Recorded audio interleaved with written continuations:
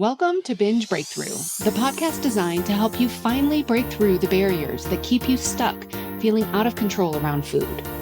I'm Master Certified Coach Jane Pilger, and I want you to know that no matter how long you've been struggling or what you've tried, food freedom is possible, and I'm here to show you how. After years of therapy, eating disorders treatment, restrictive diets, and reading all the books, I was still stuck in the on-again, off-again cycle of restricting and binging until I was able to see it all from a new perspective that changed everything. Each week, I will share the strategies, tools, and mindset that allowed me to overcome my decades-long battle with binge eating. Your journey to body trust starts now. Let's dive in. Hello, trusted listener. Welcome to Binge Breakthrough. I consider you a trusted listener because I trust that you are listening to this podcast for a reason. I trust that you are going to hear something insightful and impactful on your journey with food. So today's episode was inspired by a recent interview I had with Cheryl Pankhurst for her podcast, Teen Minds Redefined. Now, I want to give a disclaimer in this. I am not a parent. I do not have children. So I understand that I am about to talk to you about what to do with your kids if you have concerns with them, how to talk to them about food and about their body. And I realize it may sound a little like, who are you to tell me this if you don't have kids? I am not an expert. Again, I'm not a parent and I don't have kids. But what I do have is a lot of experience with clients telling me their stories, what their parents told them and how it impacted them, and also clients' experiences and challenges with their own children. So I am the first to admit I am not an expert on this topic, but I would encourage you, listen if you do have concerns, listen to this episode, and just like I tell you with everything else, see what resonates with you. If you hear something and something resonates, then that is for you. If you hear something and it doesn't resonate, you don't like it, you don't agree with it, then leave it behind. So I share this because I think it's valuable information and it's based on the experience that I do have. So I hope that it is helpful for you. All right. If you are concerned about your child and specifically what is happening with them, with food or with their body, the first question that I encourage you to ask yourself is just to get really clear with yourself on why. Why am I concerned? It sounds like a very simple question, and it is. I mean, it is literally a one-word question. Why? Why am I concerned? Here's the reason why I encourage you to ask this question is awareness, right? We're always talking about awareness is so important. We want to understand the reasons why. Why am I concerned? What am I noticing? What signs and symptoms am I noticing? And why am I concerned? If you are concerned about, let's see, you might be noticing specific behaviors. You might be noticing specific behaviors around food. You might be noticing maybe they're not eating as much. Maybe they are moving their food around, but not really eating. And maybe their behaviors, their choices have changed significantly recently around food. Maybe you're noticing comments about their body. Maybe you're concerned about weight loss or weight gain. Here's what's really interesting about the teen years specifically, if we're talking about teenagers. The teen years are challenging. They're challenging for a lot of reasons. Number one, hormones are increasing, right? We all know this. This is happening in the teen years. These increases in hormones will mean changes in the physical body. Our bodies are supposed to change over time. But here's what happens. The rate of change in our bodies, it's different. Our bodies change at different rates, different speeds, in different ways, and every body is different. And here's what happens. As the body starts to change, there can be a lot of alarm around it. This alarm can really happen at any point. So you might have a child whose body is maturing or changing, maybe at a faster rate than other bodies around them. So this can be challenging when it's like their body starts to change before others. So then there's naturally, we all compare ourselves. And if we then start comparing ourselves to other bodies and these bodies aren't really changing, then there may be this kind of desire to, I don't want these changes in my body. I don't want to have now more fat on my body or more curves, more whatever is happening with these changes in hormones. Or you might be on the other side. You might be somebody who hormonally is not developing as fast as others. And so then there may be other issues around that and comparison. Here's something that's really important to know. And I think a lot of people don't know this and they don't realize this. A lot of disordered eating begins around times of significant change. So this might be the teen years when you have your first significant hormonal changes where the body is starting to change. And we do have literal physical shape changes in the body. So in the teen years is when we have a lot of disordered eating start. Sometimes it starts before that. When it starts earlier, typically what I find is there's one of two reasons. Number one, we may have a parent who is concerned about the size of their child's body. And because of that, they think, oh, this child needs to eat less. I need to, they may not even use these words, but I need to put my child on a diet and really watch and monitor and control what they eat so that they don't become too large. They might even get this advice from a doctor. Maybe they make these decisions on their own, or a doctor tells them you really need to watch and monitor and control and restrict what they're eating. When this happens at a younger age, this can absolutely start disordered eating. Sometimes at a younger age, the other thing that happens is sometimes just a response to trauma. We won't go too much into that in this episode, but what I find when disordered eating starts in earlier years, one of those two things has happened. Either that child is getting messages that their body is not okay. It's generally those messages are your body is too big and therefore we need to control your intake. It's either that or it's a response to trauma, generally. There can be, of course, other exceptions. But then the next time that disordered eating often happens is in the teen years. We have all these changes in the body and in hormonally. Also, then the next time that there's a significant increase or jump in disordered eating is college. I have shared before that my disordered eating started, I was for sure on restrictive diets and trying to control my body in my teen years. But my binge eating did not start until my very first semester in college.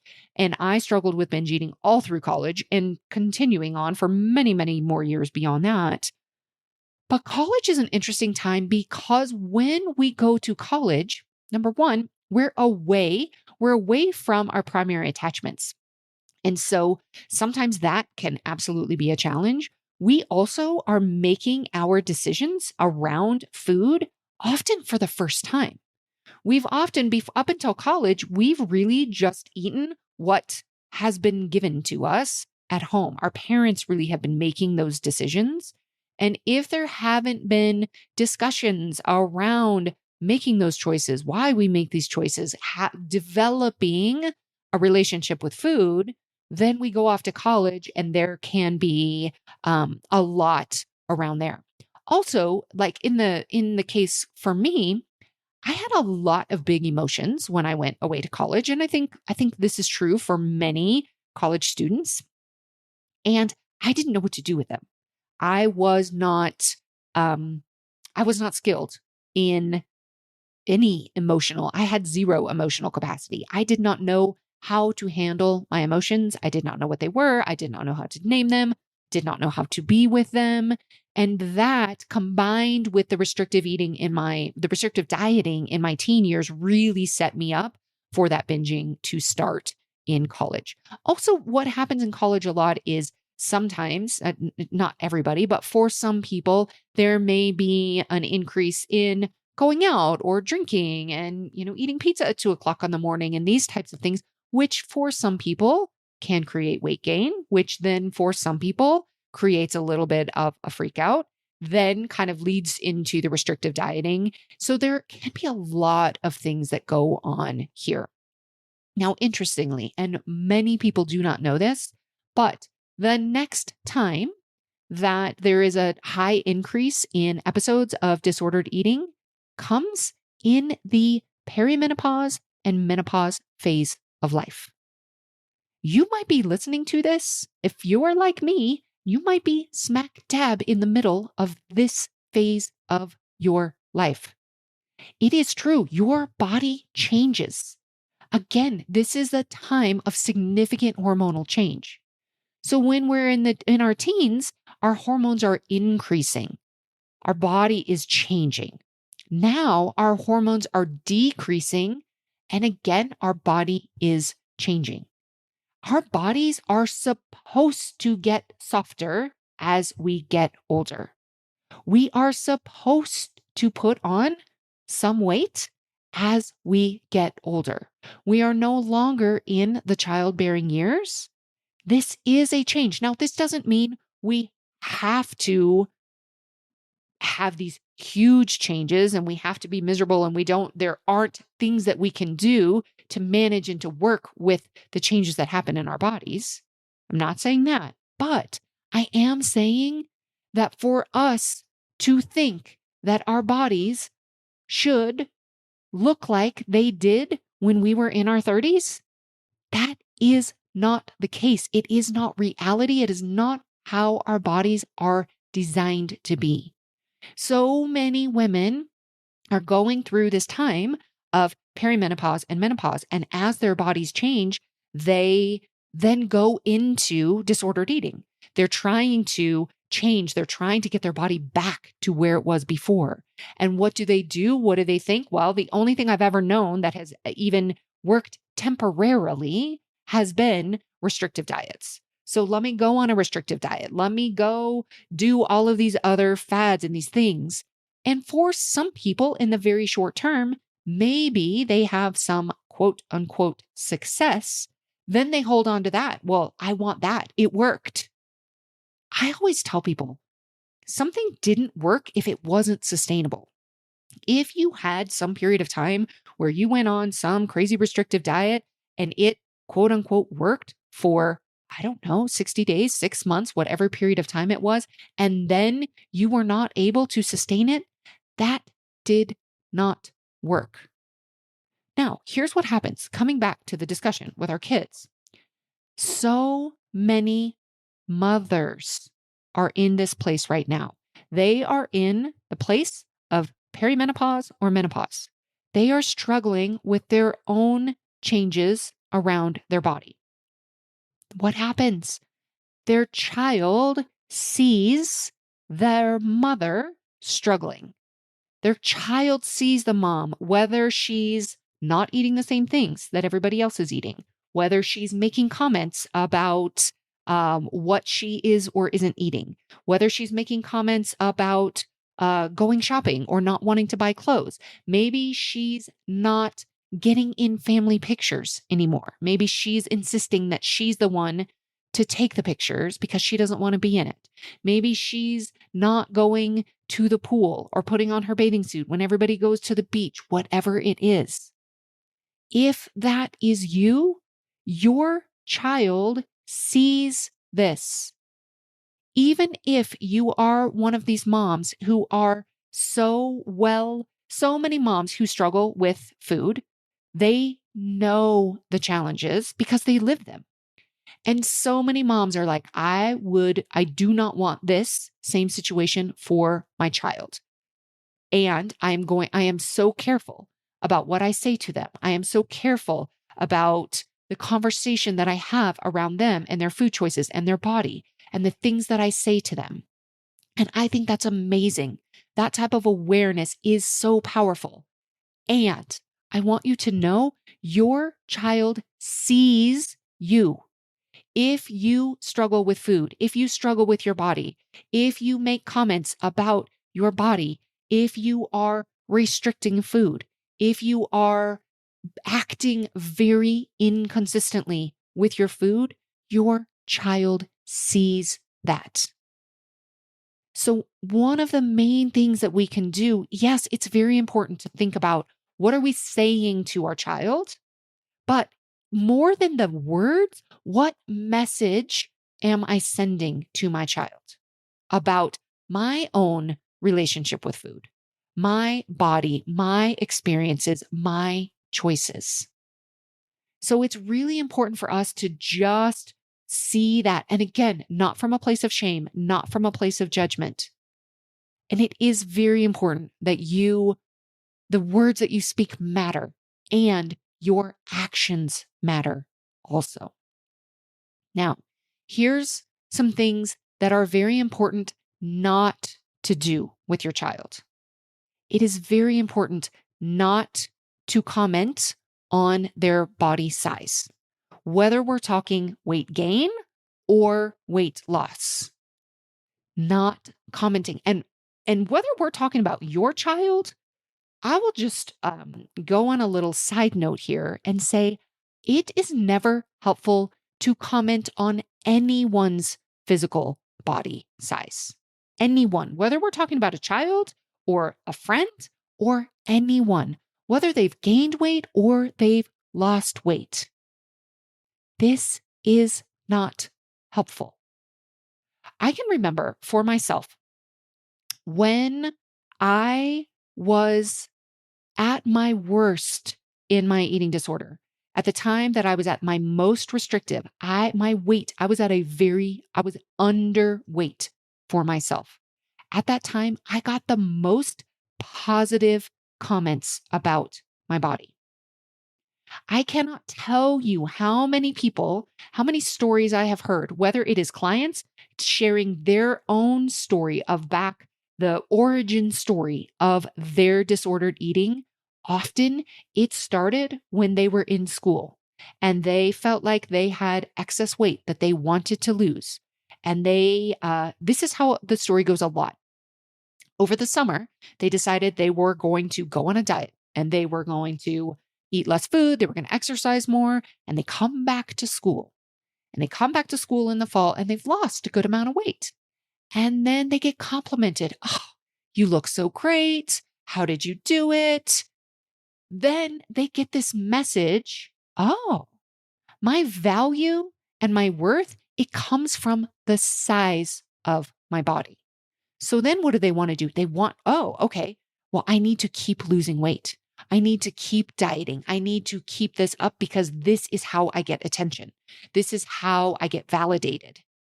This is how I do that.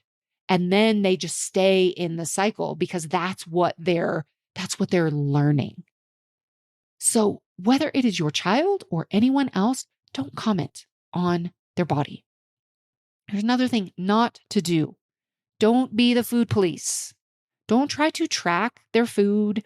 Don't try to limit or moderate the quantity or the choices.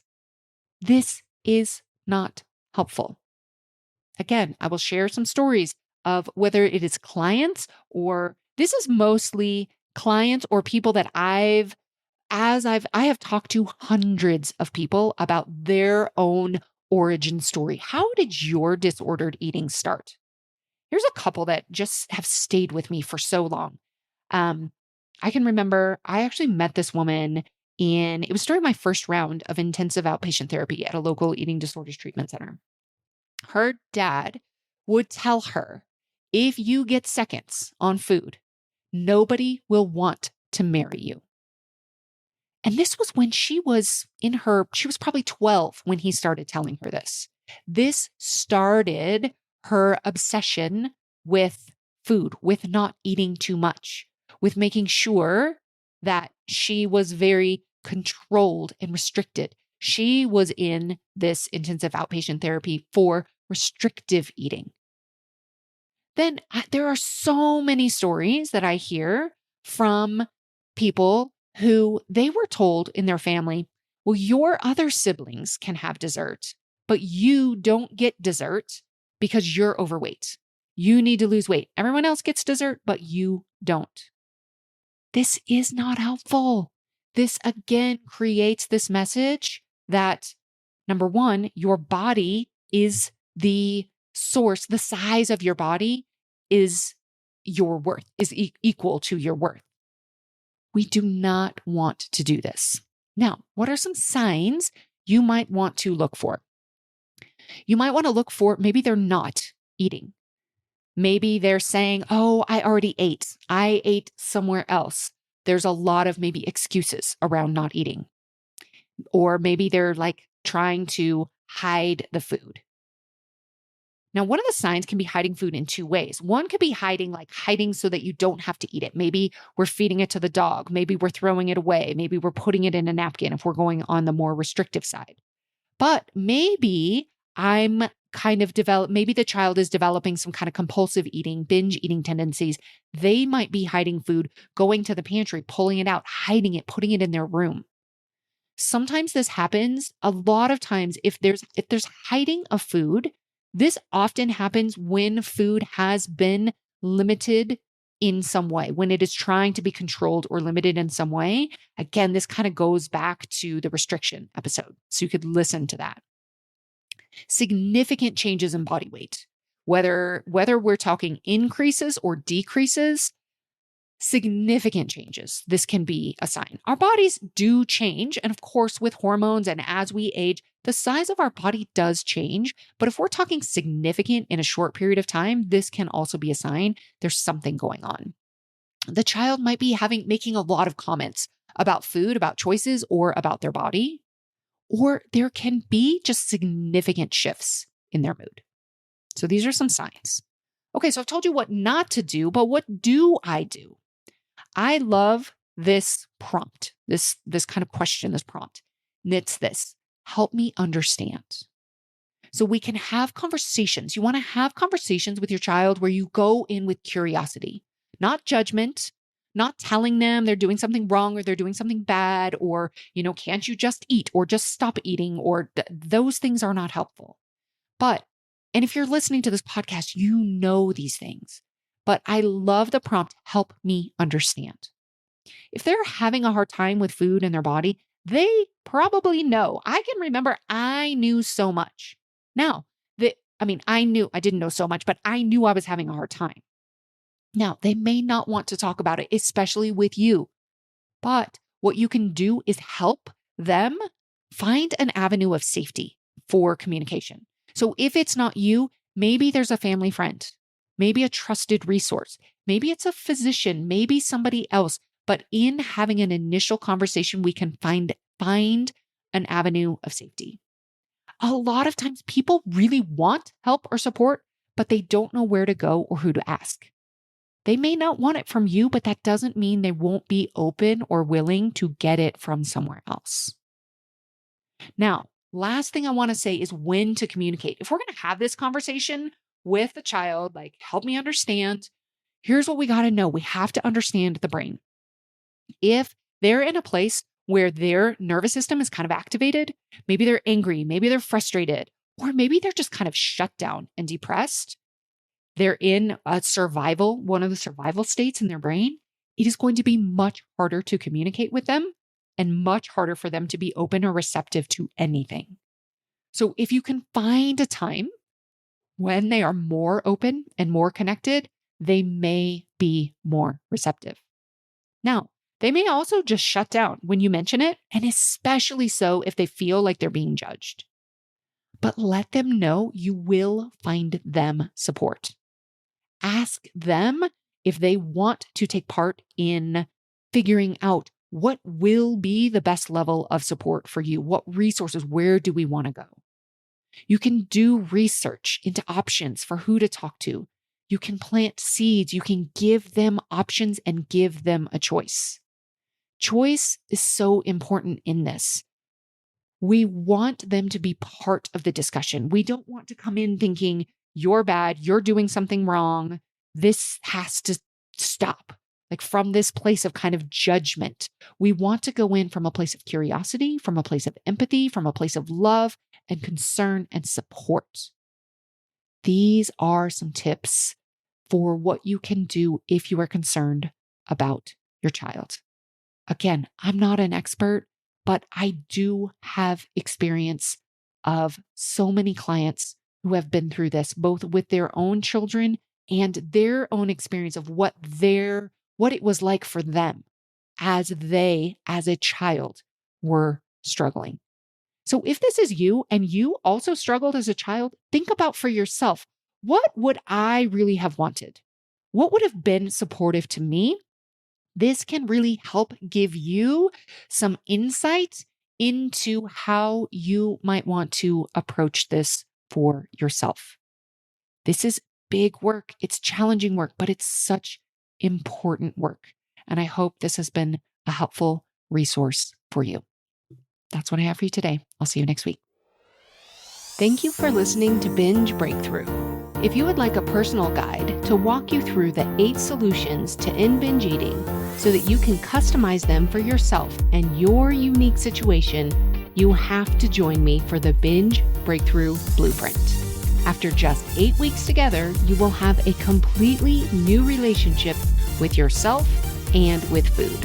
Find out more at bingebreakthrough.com/blueprint.